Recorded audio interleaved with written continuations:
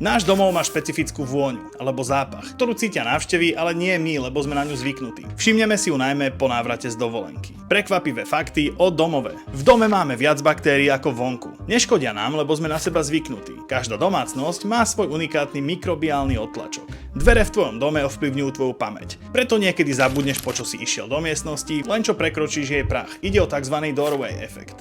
Každý dom má svoj soundtrack, bzučanie chladničky, tykot hodín a tak ďalej. Náš mozog ich bežne ignoruje, lebo nie sú nebezpečné. Viac by ho vyrušilo, keby zvuky utíchli. V dome máme neviditeľný chodník, mentálnu mapu, ako sa po byte hýbeme, kde sa otáčame, kde zastavíme. Máme svoju stranu postele, stoličku pri stole a nejaký roh za kvetom, kde vôbec nechodíme. Najlepšie nápady máme v sprche a na WC, a to je vedecký fakt, pretože sme vtedy izolovaní od vonkajších podnetov. Aj so zakrytými očami a ušami vieme vycítiť, aká nálada panuje v miestnosti. Je to vďaka pachu a ďalším chemosignálom, ktoré vnímame. Si nevedel?